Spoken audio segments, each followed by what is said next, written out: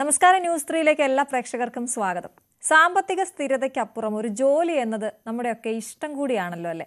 ഇഷ്ടമുള്ള ഒരു ജോലിയിലേക്ക് എത്താൻ കഴിയാതെ കഷ്ടപ്പെട്ട് ജോലി ചെയ്യേണ്ടി വരുന്ന ഒരുപാട് പേർ നമ്മുടെ ഇടയിലുണ്ട്. അങ്ങനെ ഇഷ്ടമുള്ള ഒരു മേഖല തിരഞ്ഞെടുത്ത് ഇന്ന് അത് ജോലിക്കൊപ്പം കൊണ്ടുപോകുന്ന ഒരു സംരംഭകയാണ് ഇന്ന് നമുക്ക് അതിഥിയായി എത്തിയിരിക്കുന്നത്. ഫോർട്ട് കൊച്ചി സ്വദേശി സുമിത. സ്വാഗതം ചെയ്യുന്നു സുമിത ന്യൂസ് 3യിലേക്ക് വളരെ സന്തോഷത്തോടെ. Thank you. ഞാൻ പറഞ്ഞതുപോലെ നമ്മൾ കഷ്ടപ്പെട്ട് ജോലി ചെയ്യുന്ന ഒരുപാട് പേർ നമ്മുടെ ഇടയിലുണ്ട്. അവരുടെ ഇഷ്ടങ്ങളെല്ലാം മാറ്റിവെച്ച് അല്ലെങ്കിൽ അതിനൊക്കെ എന്തെങ്കിലുമൊക്കെ തടസ്സങ്ങളൊക്കെ ഉണ്ടാകും. അപ്പോൾ എങ്ങനെ ആ ഇഷ്ടത്തിലേക്ക് സുമിത എത്തി എന്നുള്ളിടത്താണ് നമ്മുടെ ഷോ തുടങ്ങുന്നത്. ഓക്കെ. ഞാനൊരു വർക്കിംഗ് വുമൺ ആണ്. ആ എനിക്ക് സംരംഭമാകണം എന്നുള്ളത് എൻ്റെ ഒരു മോഹമായിരുന്നു. പക്ഷെ അത് എങ്ങനെയാണ് അത് എത്തേണ്ടതെന്നുള്ളതിനൊരു ഐഡിയ ഇല്ലായിരുന്നു.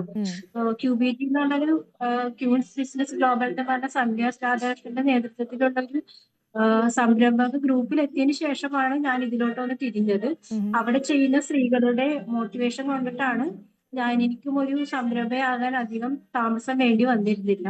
എന്റെ കയ്യിൽ എന്താണ് ഉണ്ടായിരുന്നത് അത് വെച്ച് സംരംഭം തുടങ്ങിയ ഒരാളാണ് ഞാൻ. അപ്പൊ എന്ത് ചെയ്യണമെന്ന് ആലോചിച്ചിരിക്കുന്നവർക്ക് ഒരു കാര്യം എന്താണെന്ന് വെച്ചാൽ നമ്മുടെ കയ്യിൽ എന്താണോ ഉള്ളത് അത് വെച്ച് നമുക്ക് തുടങ്ങാൻ പറ്റുന്നതാണ് ഏത് സ്ത്രീകൾക്കും ഒരു സംരംഭം. ഞാൻ അങ്ങനെ തുടങ്ങിയ ഒരു വ്യക്തിയാണ്. എനിക്ക് ചോദിക്കാനുള്ളത്, സുമിതയുടെ പ്രൊഫൈല് വായിച്ചപ്പോൾ ഏറ്റവും ആകർഷണീയമായി തോന്നിയത് 17 വർഷത്തെ സ്ട്രെസ്ഫുൾ ആയിട്ടുള്ള ജീവിതത്തിന് അല്ലെങ്കിൽ ജോലി ജീവിതത്തിന് അവസാനം ഇട്ടുകൊണ്ടാണ് ഞാനൊരു സംരംഭത്തിലേക്ക് കടന്നത് എന്നുള്ളതാണ്. ഒപ്പം ശ്രദ്ധിച്ച ഒരു വാക്ക് സേഫ് സോണിൽ നിന്ന് ഇറങ്ങി എന്നുള്ളതും. അങ്ങനെ ഇരിക്കുന്ന ഒരുപാട് പേരുണ്ടല്ലേ. നമ്മളിപ്പോൾ ഓക്കെ ആണ്, പക്ഷെ നമ്മുടെ ഇഷ്ടം ഇതൊന്നും അല്ല, പക്ഷെ നമ്മൾ ഓക്കെ ആണ്. അതിൽ നിന്ന് പുറത്തേക്ക് വരിക എന്നുള്ളത് നല്ല ബുദ്ധിമുട്ടുള്ള പണിയാണല്ലേ? അതെ അതെ. കാരണം നമ്മൾ ഒരു സ്ഥലത്ത് ഇരുന്നിട്ട് വർക്ക് ചെയ്യുകയാണെങ്കിൽ നമുക്ക് അവിടെ തന്നെ ഇരുന്ന് വർക്ക് ചെയ്തുകൊണ്ട് പോവുക എന്നുള്ളത് മാത്രമേ നമുക്ക് ഉണ്ടാവുള്ളൂ. ഒരു ഗ്രോത്ത് എന്നുള്ള രീതിയിൽ നമുക്കൊന്നും ഉണ്ടാകത്തില്ല. പക്ഷെ സംരംഭ മേഖലയിൽ ഇറങ്ങുമ്പോഴത്തേക്കും അതിന് ഒരുപാട് ഗ്രോത്ത് ഉണ്ട്. കാരണം റിസ്ക് എടുക്കേണ്ടി വരും. ബിസിനസിന് വേണ്ടിയിട്ടുള്ള പല സ്ട്രാറ്റജീസ് നോക്കേണ്ടി വരും. പല പല മാർക്കറ്റിംഗ് ടെക്നിക്സ് നമ്മൾ പഠിക്കേണ്ടി വരും. അങ്ങനെയുള്ള പല കാര്യങ്ങളും നമുക്ക് ഇറങ്ങുമ്പോഴത്തേക്കും നമുക്കൊരു എനർജി ലെവൽ ബൂസ്റ്റ് ആവും. അതോടൊപ്പം തന്നെ ഒരു സോഷ്യൽ മേഖലകളിലും കൂടി നമുക്കൊരു പരിശീലനം കിട്ടുകയും ചെയ്യും. എന്തൊക്കെ ചെയ്യണം, എന്തൊക്കെ ഏതിലൂടെ പോകണം എന്നുള്ള കാര്യങ്ങളൊക്കെ നമുക്ക് അറിയാനും പറ്റും. സേഫ് സോണിൽ ഇരുന്നിട്ടുണ്ടെങ്കിൽ അങ്ങനെ തന്നെ ഇരുന്ന് ലൈഫ് പോവുകയുള്ളൂ. ഒരു ബിസിനസ് ആകുമ്പോഴത്തേക്കും അതിൻ്റെതായ രീതിയിൽ മെച്ചപ്പെടുത്തി എടുക്കാനുള്ള കാര്യങ്ങൾ സ്വയം തന്നെ പരിപോഷിപ്പിച്ചെടുക്കേണ്ടതായിട്ടും വരും. ഓക്കെ. സുമിത എന്തായിരുന്നു ചെയ്തുകൊണ്ടിരുന്നത്? ജോലി ഏത് മേഖലയിലായിരുന്നു? ഞാനൊരു HR കൺസൾട്ടന്റ് ആയിട്ട് വർക്ക് ചെയ്യാണ്. ഓക്കെ. ഓ, ശരി ശരി. ഇപ്പോൾ എനിക്ക് തോന്നുന്നു ഒന്ന് സേഫ് ആയി കഴിഞ്ഞപ്പോൾ, നമ്മുടെ ബിസിനസ് ഒക്കെ ഒന്ന് സ്വന്തമായിട്ട് ഓടിക്കാൻ തുടങ്ങിയപ്പോൾ വീണ്ടും ജോലിയിലേക്ക് തിരികെ എത്തി അല്ലേ? അതെ, ജോലിയിലോട്ട് തിരികെ. അത് മാത്രമല്ല, കുറച്ച് നമ്മുടെ ബിസിനസ് ഒന്ന് അപ്പാക്കി എടുക്കണമെന്നുണ്ടെങ്കിൽ കുറച്ചും കൂടി പൈസ നമ്മുടെ കയ്യിൽ വേണ്ടി വരും. അപ്പൊ അതിനും കൂടിയിട്ടുള്ള ഒരു സേവിങ്സിന് വേണ്ടിയിട്ടാണ് ഇപ്പൊ ജോലിയിലോട്ട് ഇറങ്ങിയിട്ടുള്ളത്. ഒരു എമൗണ്ട് ആയി കഴിയുമ്പോഴത്തേക്കും എനിക്ക് എന്റെ ബിസിനസിനെ കുറച്ചും കൂടി അപ്പാക്കി എടുക്കാൻ പറ്റും. ഓക്കെ. യവാനി എന്നാണ് പ്രോഡക്ട്സിന് പേരിട്ടിരിക്കുന്നത്. അപ്പൊ എങ്ങനെയാണ് നമ്മള് ഒരു ബിസിനസ് തുടങ്ങുക എന്ന് പറയുന്നത്? നമ്മള് ശരിക്കും പറഞ്ഞാൽ നമ്മൾ ഓരോരുത്തരും ചില സമയത്തൊക്കെ ഈ ലാഭം ഉള്ള ബിസിനസ് കാണുമ്പോൾ ഇതങ്ങ് തുടങ്ങിയാലോ എന്ന് ചിന്തിക്കുന്നവരാണ്. പക്ഷേ കൃത്യമായ ലക്ഷ്യത്തോടെ എന്ത് തുടങ്ങണം, എന്ത് ബിസിനസ് തുടങ്ങണം എന്ന ബോധ്യത്തോടെ തുടങ്ങിയിട്ടല്ലേ കാര്യമുള്ളൂ. അപ്പൊ എങ്ങനെയാണ് ഈ ഒരു ഹെയർ കെയറിലേക്ക് എത്തിയത്? ഹെയർ കെയറിലോട്ട് എത്തിയെന്ന് വെച്ചാൽ എല്ലാവരും പല പല മീൻസ് സാരി ബിസിനസ് ആണ് എല്ലാവരും തുടങ്ങുന്നത്. പിന്നെ ജ്വല്ലറി ബിസിനസ് ആണ് തുടങ്ങുന്നത്. ഹെയർ കെയർ അധികം ആളുകളുടെ കയ്യിൽ എത്തുന്നില്ല. പക്ഷെ എത്തിക്കഴിഞ്ഞിട്ടുണ്ടെന്നുണ്ടെങ്കിൽ അതൊരു സക്സസ്ഫുൾ ആയിട്ടുള്ള ഒരു ബിസിനസ് ആണ് ഹെയർ കെയർ എന്ന് പറയുന്നത്. മുടികളെ സംരക്ഷിക്കുന്ന സ്ത്രീകൾക്കും പുരുഷന്മാർക്കും പ്രത്യേകമായിട്ടുള്ള ഒരു താല്പര്യമാണ് ഉള്ളത്. അപ്പൊ അതിന് വേണ്ടിയിട്ടാണ് ആദ്യം ഞാൻ എന്റെ ഹെന്ന പേസ്റ്റിൽ നിന്ന് തുടങ്ങിയത്. ഹെന്ന പേസ്റ്റ് ഞാൻ എന്റെ ഫ്രണ്ട്സിനൊക്കെ ചെയ്ത് കൊടുക്കുമായിരുന്നു. പിന്നെ അതിൽ വെച്ച് തന്നെയാണ് എന്റെ ബിസിനസ് ഞാൻ സ്റ്റാർട്ട് ചെയ്തത്. ഹെന്ന പേസ്റ്റിൽ നിന്ന് തുടങ്ങി. പിന്നെ എന്റെ കയ്യിൽ യവാനിയുടെ ആന്റിലൈസ് ഹെയർ ഓയിൽ ഉണ്ട്. തലയിൽ പേന് വീണ് പോകാനായിട്ടുള്ള ഒരു പ്രോഡക്റ്റ് ഉണ്ട്. പിന്നെ അതുപോലെ തന്നെ ബയോട്ടിൻ പൗഡർ ഉണ്ട്. അത് ഹെയർ ഫോളിന് വേണ്ടിയിട്ട് ഉള്ളിലോട്ട് കഴിക്കുന്ന ഒരു പ്രോഡക്റ്റ് ആണ് ബയോട്ടിൻ പൗഡർ. ഓക്കെ. സുമിത അതെ, 3 കമ്പനിയുടെ പ്രോഡക്ട്സ് പേര്. ആണ് ഉള്ളത്. സുമിത പറഞ്ഞപ്പോൾ ഇങ്ങനെയാണ് പറഞ്ഞത്, എല്ലാ സ്ത്രീകളും പുരുഷന്മാരും ഹെയർ കെയർ ചെയ്യുമല്ലോ എന്നുള്ളത്. അതെന്താണ് അവിടെ അതിന്റെ വിജയം, നിങ്ങളുടെ വിജയം എന്നുള്ളതെന്ന് വെച്ചാൽ, ഒരു പ്രായം കഴിയുമ്പോൾ എല്ലാവർക്കും നര തുടങ്ങും. വലിയ ആശങ്ക അതെ തുടങ്ങുന്ന സമയമാണത്. ഒരു നര ആദ്യം കാണുമ്പോൾ തന്നെ നമുക്കൊരു ടെൻഷനാണ്. പിന്നെ അങ്ങോട്ടേക്ക് നരച്ച് തുടങ്ങുമ്പോൾ ഇനി എന്ത് ചെയ്യും, ഈ കെമിക്കൽ ഉപയോഗിക്കാതെ ഇതിനെ എങ്ങനെ നിലനിർത്തി പോകാം അല്ലെങ്കിൽ കറുപ്പാക്കാം എന്നൊക്കെ നമ്മൾ ആലോചിക്കുമ്പോഴായിരിക്കും ഹെന്ന എന്നുള്ളത് മനസ്സിലേക്ക് വരുന്നത്. അപ്പോൾ അവിടെ ഹെന്നയ്ക്ക് പ്രാധാന്യമുണ്ട്. അപ്പോൾ ആ ഹെന്ന എങ്ങനെ എളുപ്പത്തിൽ, അല്ലെ, അങ്ങനെയായിരുന്നോ ചിന്തിച്ചത്? അതെ അതെ, അത് ആളുകൾക്ക് ഇത് ചെയ്തെടുക്കാൻ മടിയായത് കൊണ്ടിട്ടാണ് ആളുകൾ ആർട്ടിഫിഷ്യൽ ആയിട്ടുള്ളതും കെമിക്കൽ അടങ്ങിയിട്ടുള്ള ഡൈയിലോട്ടൊക്കെ പോകുന്നത്. ഉം, ഇത് ഇവർക്ക് ഒരു നനയാതെ, അതായത് കയ്യിൽ ഒരു തുള്ളി പോലും ഹെന്ന പേസ്റ്റ് ആകാതെ തന്നെ ഇവരുടെ കയ്യിൽ നമ്മളുടെ പാക്ക് എത്തിക്കും. ഉം, ready to apply henna paste ആയിട്ടാണ് നമ്മൾ എത്തിക്കുന്നത്. ഉം, കിട്ടിക്കഴിഞ്ഞ ഉടനെ തന്നെ നിങ്ങളുടെ തലയിൽ അത് അപ്ലൈ ചെയ്യാൻ പറ്റുന്ന വിധത്തിലാണ് നമ്മളത് റെഡി ടു അപ്ലൈ പാക്ക് ആയിട്ട് എത്തിച്ചു കൊടുക്കുന്നത്. ഉം. ഇപ്പൊ ആർക്കും ഒന്നിനും സമയമില്ല. ആ സമയമില്ലായ്മ കൂടി നിങ്ങൾക്ക് ഗുണമാകുന്നുണ്ട് അല്ലേ? അതെ അതെ അതെ പണ്ടായിരുന്നെങ്കിൽ മൈലാഞ്ചിയൊക്കെ അരച്ച് തലയിൽ തേക്കുന്ന പരിപാടിയൊക്കെ ആയിരുന്നല്ലോ, എണ്ണ കാച്ചി തേക്കുന്ന പരിപാടി ഉണ്ടായിരുന്നു. പക്ഷെ ഇപ്പോൾ അതിനൊന്നിനും സമയമില്ല. സുമിതയെ സംബന്ധിച്ചിടത്തോളം സുമിത കൈമുതലാക്കിയിരിക്കുന്നത് അമ്മ പറഞ്ഞു തന്ന ചില പൊടിക്കൈകളും വിദ്യകളും ഒക്കെയാണ്, ആണോ?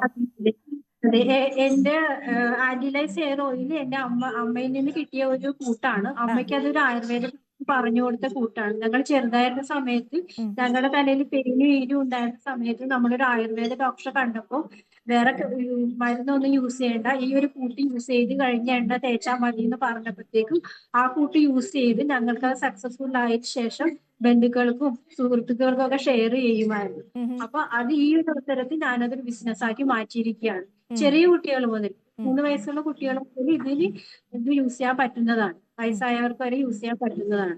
ഉം, ഉം, യാതൊരുവിധ കെമിക്കൽസോ യാതൊരുവിധ പ്രിസർവേറ്റീവ്സോ ഒന്നും ചേർക്കാണ്ട് നാടൻ രീതിയിൽ ചെയ്തെടുക്കുന്നതാണ്. ഉം.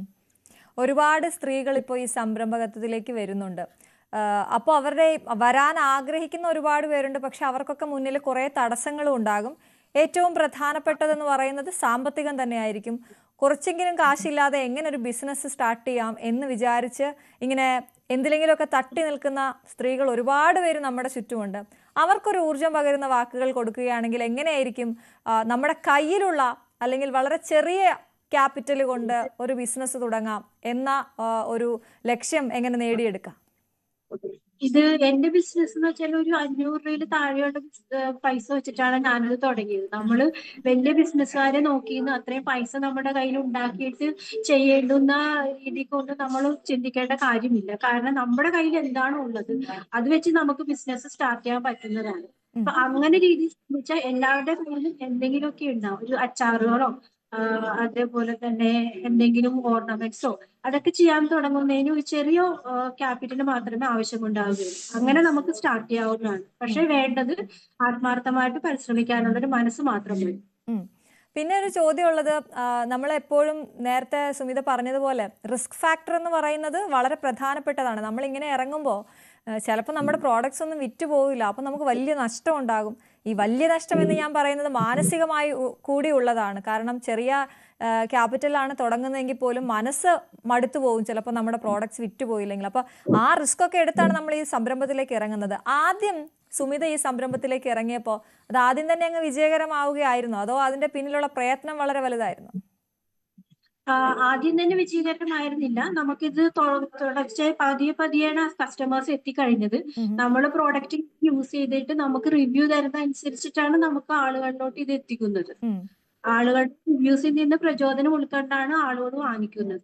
എനിക്കിപ്പോ തുടക്കം 3 വർഷമായി ഞാൻ ഈ സംരംഭം തുടങ്ങിയിട്ട് അതിന്റെ ആദ്യത്തെ കസ്റ്റമർ എനിക്ക് ഇപ്പോഴും കസ്റ്റമർ ആയിട്ട് തന്നെ ഇരിക്കുന്നുണ്ട്. അവര് വഴി കുറെ ബിസിനസ് കിട്ടുന്നുണ്ട്. അപ്പൊ മൗത്ത് ടു മൗത്ത് പബ്ലിസിറ്റി, അതിന് ഏറ്റവും പ്രധാനമായിട്ട് ചെയ്യേണ്ടത് നമ്മുടെ പ്രോഡക്റ്റിന്റെ ക്വാളിറ്റിയിൽ കോംപ്രമൈസ് നമ്മൾ വിൽക്കുകയാണെന്നുണ്ടെങ്കിൽ നമ്മുടെ പ്രോഡക്റ്റ് അധികം റിസ്ക് ഇല്ലാണ്ട് പോകും. റിവ്യൂസ് കിട്ടും, അതുവഴി നമുക്ക് സെയിൽ കിട്ടും. പ്രോഡക്റ്റ് ക്വാളിറ്റിയിലാണ് ഞാൻ വിശ്വസിക്കുന്നത്. സുമിത, ഏത് പ്രോഡക്റ്റ് ആയാലും ഇപ്പോൾ വിപണിയിലേക്ക് നമ്മളൊന്ന് നോക്കുകയാണെങ്കിൽ നമുക്ക് ഓപ്പോസിറ്റ് നിൽക്കുന്നത് വലിയ വലിയ വൻകിട കമ്പനികളായിരിക്കും. ഒരു ദിവസത്തിൽ 10ഓ 20ഓ ഒക്കെ പരസ്യം ഡെയിലി പോകുന്ന കമ്പനികളായിരിക്കും നമുക്ക് എതിരെ നിൽക്കുന്നത്. അവരോടൊക്കെയാണ് നമ്മൾ മത്സരിക്കേണ്ടത്. നമ്മുടെ പബ്ലിസിറ്റി പറഞ്ഞതുപോലെ ഒരാൾ ഉപയോഗിച്ച് അവരുടെ റിസൾട്ട് പറഞ്ഞ് അവർക്കൊപ്പമുള്ളവർ, ഈ മൗത്ത് ടു മൗത്ത് പബ്ലിസിറ്റി മാത്രമാണ് നമ്മുടെ കയ്യിലുള്ളത്.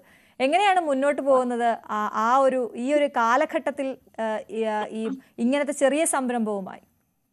എനിക്ക് ഈ ഒരു ഘട്ടത്തിൽ പറയാനായിട്ടുള്ളത്, എന്നെ ഏറ്റവും കൂടുതൽ സപ്പോർട്ട് ചെയ്യുന്നത് ക്യൂൻസ് ബിസിനസ് ഗ്ലോബൽ എന്ന് പറഞ്ഞ സംരംഭക കൂട്ടായ്മയാണ്. അതിലൊരു 50,000 തരം കസ്റ്റമേഴ്സും 2,000 തരം സ്ത്രീ സംരംഭകരും ഉള്ളൊരു ഗ്രൂപ്പാണ്. അതിന് ഞങ്ങൾ പരസ്പരം സപ്പോർട്ട് ചെയ്തിട്ടാണ് നമ്മൾക്ക് കൂടുതൽ ബിസിനസ് കിട്ടുന്നത്. ഓക്കെ. അപ്പൊ അതായത് മാർക്കറ്റ് വളരെ പ്രധാനപ്പെട്ടതാണല്ലേ. എവിടെ വിൽക്കും എന്നൊരു ചോദ്യത്തിന് ഉത്തരവാണ് നമ്മുടെ ക്വീൻസ് ബിസിനസ് ഗ്ലോബൽ. ഈ ക്വീൻസ് ബിസിനസ് ഗ്ലോബലിലെ ആളുകൾ ഒരുപാട് പേർ അവർക്ക് എങ്ങനെ മുന്നോട്ട് പോകണമെന്ന് അറിയാതെ നിൽക്കുമ്പോൾ ഒരു കൂട്ടായ്മ കൂടിയാണ്. അതിന്റെ ഒരു ബലം ഒന്ന് വേറെയാണ് അല്ലേ. എക്സിബിഷനുകളായാലും ഒക്കെ എങ്ങനെയാ നിങ്ങൾ കോണ്ടാക്ട് ചെയ്യുന്നതും ഈ എക്സിബിഷന്റെ കാര്യങ്ങളൊക്കെ ഒന്ന് പറയാമോ? നമ്മള് ഇയർലി 3 എക്സിബിഷൻസ് നടത്താറുണ്ട്. Onam, Vishu, Christmas, year end sale ആയിട്ടാണ് നടത്തുന്നത്. സന്ധ്യാസി രാധാകൃഷ്ണന്റെ നേതൃത്വത്തിലാണ് എക്സിബിഷൻ നടത്തുന്നത്. അത് നമ്മുടെ സംരംഭ ഗ്രൂപ്പിലുള്ളവർക്കും പുറത്തു നിന്നുള്ളവർക്കും അതിൽ പങ്കെടുക്കാവുന്നതാണ്. ഓക്കെ. സുമിതയുടെ ഹെയർ കെയർ പ്രോഡക്ട്സിനെ കുറിച്ച് പറഞ്ഞപ്പോ നമ്മൾ ബീഫ് വിന്താലും മറന്നുപോയി. അതായത് സുമിതയുടെ ഒരു ഹൈലൈറ്റ് ആയിട്ടുള്ള ഒരു പ്രോഡക്റ്റ് ആണ്, ഒരുപാട് ആവശ്യക്കാർ ഉള്ള ഒരു പ്രോഡക്റ്റ് ആണ്. ഫോർട്ട് കൊച്ചി സ്റ്റൈലിലുള്ള ബീഫ് വിന്താലു പറയുമ്പോൾ തന്നെ എനിക്ക് നാവിൽ വെള്ളം വരുന്നുണ്ട്. അപ്പോൾ അത് എങ്ങനെയാ അതിലേക്ക് വന്നത്? ഇത് രണ്ടും എൻറ്റയർലി ഡിഫറെന്റ് ആയിട്ടുള്ള പ്രോഡക്ട്സ് ആണല്ലോ. ഇത് ഫോർട്ട് കൊച്ചിയിൽ മാത്രം കിട്ടുന്ന ഒരു പ്രോഡക്റ്റ് ആണ് ബീഫ് വിന്താലു എന്ന് പറയുന്നത്. അതൊരു പോർച്ചുഗീസ് ഡിഷാണ്. പോർച്ചുഗീസുകാർ നമുക്ക് തന്നിട്ട് പോയ ഒരു ഡിഷാണത്. അത് നമ്മളുടേതായ രീതിയിൽ കുറച്ചും കൂടി സ്പൈസി ആയിട്ട് നമ്മൾ ചെയ്തെടുക്കുന്നതാണ്. അതിപ്പോ ആവശ്യക്കാരുണ്ടെന്നുണ്ടെങ്കിൽ നമ്മൾ റെഡി ടു ആയിട്ടാണ് കൊടുക്കുന്നത്. ആവശ്യക്കാർക്ക് ആ സമയത്ത് ഉണ്ടാക്കി കൊടുക്കുന്നതാണ്. അത് കേടുകൂടാണ്ടിരുന്നോളും. നോർത്ത് സൈഡിലോട്ടൊക്കെ നമ്മൾ അയച്ചു കൊടുക്കുന്നതാണ്. അപ്പൊ അതുകൊണ്ടിട്ട് വിനാഗിരിയൊക്കെ ചേർത്ത് ഉണ്ടാക്കുന്നത് കൊണ്ടിട്ട് അത് കേടുകൂടാണ്ടിരിക്കുന്നതാണ്. അതും ഒരു അമ്മ സ്പെഷ്യൽ റെസിപ്പിയാണ്. അതിനും ആവശ്യക്കാരുണ്ട്. അത് ഇതിനോടൊപ്പം തന്നെ അത് സെയിൽ ചെയ്ത് പോകുന്നുണ്ട്. ഇത് രണ്ടും ഡിഫറെന്റ് ആണ്. പ്രോഡക്റ്റ് നല്ലതായതുകൊണ്ട് നല്ല പ്രോഡക്റ്റ് മാത്രം ഇറക്കുക എന്നുള്ള രീതിക്കാണ് ഈ ഒരു ഇതിലോട്ട് തിരിഞ്ഞത്. ഈ വിന്താലു എത്ര നാൾ ഇരിക്കുന്നതാണ് പഴകി പോകാതെ? ഇല്ല, പഴകി പോകാനൊന്നും ഇരിക്കില്ല. നോർത്ത് സൈഡിലോട്ടൊക്കെ പോകുമ്പോഴത്തേക്കും ഒരു 4-5 ദിവസം കൊണ്ടിട്ട് ഇന്ത്യൻ പോസ്റ്റ് വഴി എത്തുള്ളൂ. അത് അവിടെ കിട്ടുമ്പോഴത്തേക്കും അവർക്ക് ഓക്കെയാണ്. പിന്നെ അത് ഫ്രിഡ്ജിലോട്ട് വെക്കണം. എവിടെ വരെ പോയിട്ടുണ്ട് സുമിതയുടെ beef vindaloo? Beef vindaloo Gulf വരെ പോയിട്ടുണ്ട്. ആഹാ. സ്ഥിരം വാങ്ങുന്നവരുണ്ടോ? സ്ഥിരം വാങ്ങുന്നവരുണ്ട്. വാങ്ങിച്ചു കഴിഞ്ഞിട്ട് സ്ഥിരം വാങ്ങുന്നവർ, ഈ ഒറ്റക്ക് താമസിക്കുന്നവരും ജോലിക്ക് പോകുന്നവരും സ്റ്റുഡൻസ് ഒക്കെ നമ്മുടെ കസ്റ്റമേഴ്സ് ആണ്. ഞാൻ ചോദിക്കാൻ വന്നത്, നമുക്ക് എപ്പോഴെങ്കിലും ഒരു അപ്രീസിയേഷൻ കിട്ടുമ്പോൾ ആയിരിക്കുമല്ലോ നമ്മള് ഇത് കൊള്ളാലോ, ഇതൊരു ബിസിനസ് ആക്കിയാലോ എന്ന് നമ്മൾ ചിന്തിക്കുന്നത്. ആ അപ്രീസിയേഷനും ചിന്തയും എവിടെയായിരുന്നു ഈ ബീഫ് വിന്താലുവിന്റെ കാര്യത്തിൽ? ബീഫ് വിന്താലുവിന്റെ കാര്യത്തിൽ നമ്മള് എന്റെ സിസ്റ്ററിനെ അയച്ചു കൊടുക്കുമായിരുന്നു. അവര് ഗൾഫിലാണ് താമസിക്കുന്നത്, ബഹ്റൈനിൽ. അപ്പൊ അവർക്ക് അയച്ചു കൊടുക്കുമ്പോഴത്തേക്കും അവരുടെ ഫ്രണ്ട്സ് ഒക്കെ യൂസ് ചെയ്തിട്ട് ഇത് നല്ലതാണല്ലോ, ഇവർക്ക് അത് കിട്ടുമെന്ന് അന്വേഷിച്ച സമയത്താണ് നമ്മളത് ബിസിനസ്സിലോട്ട് തിരിഞ്ഞത്. അവർക്ക് അയച്ചു കൊടുത്ത ബന്ധുക്കൾക്ക് കിട്ടാറില്ലായിരുന്നു, അവരുടെ അടുത്തുള്ളവരായിരിക്കും മുഴുവനും കഴിക്കുന്നതല്ലേ. അപ്പൊ പിന്നെ എന്നാ പിന്നെ കാശ് നമുക്ക് ബിസിനസ് സ്റ്റാർട്ട് ചെയ്താലോ എന്നൊരു ചിന്ത വന്നു. നമ്മൾക്ക് എന്തും ബിസിനസ്സിലോട്ട് കൺവേർട്ട് ചെയ്യാനായിട്ടുള്ള ചിന്ത ബിസിനസ്സിൽ ഇറങ്ങി കഴിയുമ്പോഴത്തേക്ക് ഓട്ടോമാറ്റിക്കലായിട്ട് വന്നോളൂ. എന്തായാലും ഇത്രയൊക്കെ ആയ സ്ഥിതിക്ക് ആ ബീഫ് വിന്താലുവിന്റെ റെസിപ്പി വലിയ രഹസ്യങ്ങളൊന്നും ഇല്ലെങ്കിൽ ജസ്റ്റ് ഒന്ന് പറയാമോ? അല്ല, അത് നമ്മുടെ ട്രേഡ് സീക്രട്ട് ആയതുകൊണ്ട് പറയില്ലായിരിക്കും അല്ലേ? ഓ ശരി, പറയില്ല എന്ന് പറയുന്നുണ്ട്. ഓക്കെ. എന്തായാലും അതിനും ആവശ്യക്കാർ ഒരുപാട് പേരുണ്ട്. ഞാൻ ചോദിക്കട്ടെ, സുമിത ഇതിലേക്ക് ഇറങ്ങിക്കഴിഞ്ഞപ്പോൾ, ഈ ബിസിനസ്സിലേക്ക് ഇറങ്ങിക്കഴിഞ്ഞപ്പോൾ ഏറ്റവും കൂടുതൽ സപ്പോർട്ട് ആരായിരുന്നു? വീട്ടിൽ നിന്നാണെങ്കിലും അല്ലെങ്കിൽ ഫ്രണ്ട്സിന്റെ ഭാഗത്തു നിന്ന് ഏറ്റവും അധികം സപ്പോർട്ട് ചെയ്തത് ആരായിരുന്നു? ഹസ്ബൻഡും അമ്മയുമായിരുന്നു ഏറ്റവും കൂടുതൽ സപ്പോർട്ട് ഉണ്ടായിരുന്നത്. കാര്യങ്ങള് ചെയ്തെടുക്കാൻ വേണ്ടിയിട്ട് അമ്മ സപ്പോർട്ട് ചെയ്യും. പിന്നെ പർച്ചേസും കാര്യങ്ങൾക്ക് വേണ്ടിയിട്ട് ഹസ്ബൻഡ് സപ്പോർട്ട് ചെയ്യും. ഓക്കെ. പിന്നെ നമ്മുടെ ഈ പാക്കിങ്ങിലും ഒക്കെ ഇപ്പൊ അതിനൊക്കെ വളരെ പ്രാധാന്യമുണ്ടല്ലോ അല്ലേ സുമിത? നമ്മുടെ ഈ നാടൻ സാധനങ്ങളാണെങ്കിൽ പോലും നമ്മൾ ഈ പറയുന്ന കെമിക്കലൊന്നും ആഡ് ചെയ്യുന്നില്ല എന്നൊക്കെ പറയുന്നുണ്ടെങ്കിലും ആളുകൾ അത് വാങ്ങണമെങ്കിൽ അത് ആകർഷകമായിരിക്കണമല്ലോ. അപ്പൊ അതിന് എന്തൊക്കെയാണ് ശ്രദ്ധിക്കാറ്? ഈ ഡിസൈനിങ്ങും കാര്യങ്ങളും, ബോട്ടിലിന്റെ ഡിസൈനിങ്ങും അങ്ങനെയൊക്കെ അതിലൊക്കെ ഇങ്ങനെ ശ്രദ്ധ കൊടുക്കാറുണ്ടോ? അതും സ്വന്തമായിട്ട് തന്നെയാണോ, സുമിത തന്നെയാണോ? അത് എല്ലാം നമ്മൾ തന്നെ ചെയ്യുന്നു. എ ടു സെറ്റ് നമ്മൾ തന്നെയാണ് ചെയ്യുന്നത്. ഉം, നമ്മൾ ചെയ്യുന്നത് ഡബിൾ പാക്ക് ചെയ്തിട്ടാണ്, സീൽ ചെയ്തിട്ടാണ് കൊടുക്കുന്നത്. ഉം, മോളിൽ ഒരു കോട്ടിംഗ് കൊടുക്കും, സിൽവർ കോട്ടിന്റെ സീലിംഗ് കൊടുക്കും. ഉം, അതിനുശേഷം പ്ലാസ്റ്റിക്കിന്റെ ഒരു കോട്ടിംഗ് കൂടി എയർ ഗൺ ഉപയോഗിച്ച് ടൈറ്റ് ചെയ്തിട്ടാണ് നമ്മൾ പ്രോഡക്റ്റ് അയച്ചു കൊടുക്കുന്നത്. ഉം, അപ്പൊ ഒരു തുള്ളി പോലും ലീക്ക് ഇല്ലാണ്ടാണ് അവർക്ക് കസ്റ്റമറിൽ എത്തുന്നത്. അതിൽ അവർ സാറ്റിസ്ഫൈഡ് ആണ്. ഉം. അതാണ് കസ്റ്റമേഴ്സിന്റെ സാറ്റിസ്ഫാക്ഷനെ കുറിച്ച് നമുക്ക് പറയണം. കാരണം അവർ തരുന്ന ഫീഡ്ബാക്ക് ആണ് നമുക്ക് പിന്നെ മുന്നോട്ടുള്ള പ്രചോദനം എന്ന് പറയുന്നത്. അത് ഏറ്റവും ഓർമ്മയിലുള്ള അല്ലെങ്കിൽ എപ്പോഴും മനസ്സിലേക്ക് വരുന്ന ഒരു പ്രതികരണം ആരുടെ ഭാഗത്തു നിന്നായിരുന്നു, എവിടെ നിന്നായിരുന്നു, ഏത് സ്ഥലത്തു നിന്നായിരുന്നു, എന്തിനായിരുന്നു ആ ഒരു പ്രതികരണം കിട്ടിയത്, ഏത് പ്രോഡക്റ്റിനായിരുന്നു? അത് നമുക്ക് ബീഫ് വിന്താലു എടുക്കുമ്പോഴത്തേക്കും എണ്ണ ഉള്ള പ്രോഡക്റ്റ് ആണ് അത് ബീഫ് വിന്താലു പറയുന്നത്. ഉം, അത് നോർത്ത് സൈഡിലോട്ടൊക്കെ അയക്കുമ്പോഴത്തേക്കും കുറെ ദിവസം കഴിഞ്ഞിട്ടാണ് അത് അവിടെ എത്തിച്ചേരുന്നത്. ഉം, പക്ഷെ എത്ര ചെറുനാലും ആയാലും നമ്മുടെ ബോട്ടിലിൽ നിന്ന് ഒരു തുള്ളി പോലും ലീക്ക് ചെയ്യത്തില്ല. അത്രയും ഒരു ലീക്ക് പ്രൂഫ് ആയിട്ടാണ് നമ്മൾ പ്രോഡക്റ്റ് എത്തിച്ചു കൊടുക്കുന്നത്. ഉം, അത് മാർക്കറ്റിൽ കിട്ടുന്ന വലിയ വലിയ പ്രോഡക്റ്റുകാർ ചെയ്യുന്ന അതേ ഒരു ലെവലിൽ തന്നെയാണ് പ്രോഡക്റ്റ് നമ്മൾ സീൽ ചെയ്ത് കൊടുക്കുന്നത്. ഉം. അതെ, നമ്മൾ അത് മാത്രമല്ല നമ്മളെപ്പോഴും ഈ വാങ്ങിയ കസ്റ്റമേഴ്സിന്റെ എത്രയാണ് അവരുടെ റേറ്റിംഗ് എന്ന് നോക്കിയാണ് നമ്മൾ എല്ലാ ഉൽപ്പന്നങ്ങളും വാങ്ങാറല്ലേ. അപ്പോൾ ഈ മുടി കൊഴിച്ചിൽ അല്ലെങ്കിൽ ഈ പറഞ്ഞ പോലെ നരയൊക്കെ മാറാനുള്ള ഹെയർ കെയർ ഉൽപ്പന്നങ്ങളൊക്കെ ഉപയോഗിക്കുമ്പോൾ ഫോട്ടോസ് എന്നത് വളരെ പ്രധാനപ്പെട്ടതായിരിക്കും ഈ കാലഘട്ടത്തിൽ.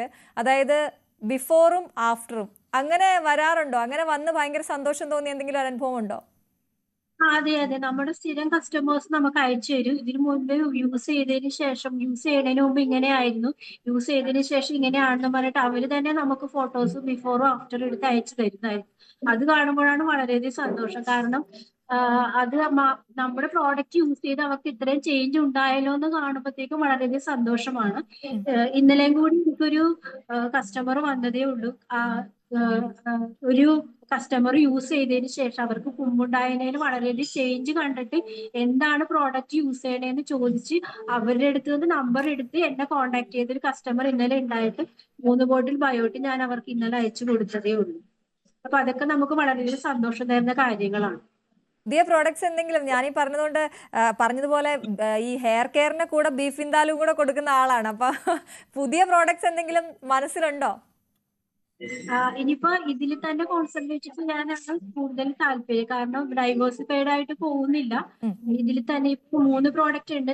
3 പ്രോഡക്റ്റും നല്ല പ്രോഡക്റ്റ് ആണ് പോയിക്കൊണ്ടിരിക്കുകയാണ്. അപ്പൊ അതിൽ തന്നെ കോൺസെൻട്രേറ്റ് ചെയ്യാനാണ് താല്പര്യം. എന്തായാലും സുമിത ഗംഭീരമായിട്ട് മുന്നോട്ട് പോകാൻ കഴിയട്ടെ. അമ്മയ്ക്കൊരു സ്പെഷ്യൽ താങ്ക്സ് പറയണം. കാരണം അമ്മയുടെ പേരും കൂടി പറയൂ. അമ്മ ഒപ്പം തന്നെയാണോ താമസിക്കുന്നത്? അതെ, ഞങ്ങളൊപ്പം തന്നെയാണ് താമസിക്കുന്നത്. അമ്മയുടെ പേര് ഐഷ എന്നാണ്. ആ, അത് എന്റെ വ്യക്തി ജീവിതത്തിലും ബിസിനസ് ജീവിതത്തിലും എല്ലാത്തിനും എന്നെ സപ്പോർട്ടായിട്ട് നിൽക്കുന്നത് എന്റെ അമ്മയാണ്. തീർച്ചയായിട്ടും അമ്മയുടെ റെസിപ്പീസ് ആണ് ഇങ്ങനെ പറന്നുകൊണ്ടിരിക്കുന്നത്. അത് ഹെയർ കെയർ ആയാലും അല്ലെ, ഭക്ഷണത്തിന്റെ കാര്യത്തിലായാലും ഒക്കെ ഗംഭീരമായിട്ട് മുന്നോട്ട് പോകാൻ കഴിയട്ടെ. എല്ലാവിധ പിന്തുണയും അറിയിക്കുകയാണ്. എല്ലാവിധ ആശംസകളും. Thank you so much Sumitha, ഞങ്ങൾക്ക് അതിഥിയായി വന്നതിന്. Thank you. അപ്പോൾ ഇതാണ് സുമിതയുടെ വാക്കുകളിൽ നിന്ന് നമുക്ക് എടുക്കാൻ പറ്റുന്ന ഇതാണ്. നമ്മൾ എവിടെയെങ്കിലും തട്ടി നിൽക്കുകയാണെങ്കിൽ അത് ആ തടസ്സം നീക്കി മുന്നോട്ട് പോകാനുള്ള സമയമായിരിക്കുന്നു. അതിന് സാമ്പത്തികവും മറ്റ് തടസ്സങ്ങളും ഒന്നും മുന്നിൽ നിൽക്കരുത് എന്നുള്ളതാണ്. എല്ലാവർക്കും ഒന്ന് പരീക്ഷിച്ച് നോക്കാവുന്നതാണ്. നമുക്ക് ആ സേഫ് സോണിൽ നിന്ന് പുറത്തേക്ക് വരാൻ കുറച്ച് സമയമെടുക്കും, പക്ഷെ വന്നു കഴിഞ്ഞാൽ പിന്നെ നമ്മൾ പറക്കും എന്ന ഒരു സന്ദേശമാണ് സുമിത നൽകിയത്. Thank you so much.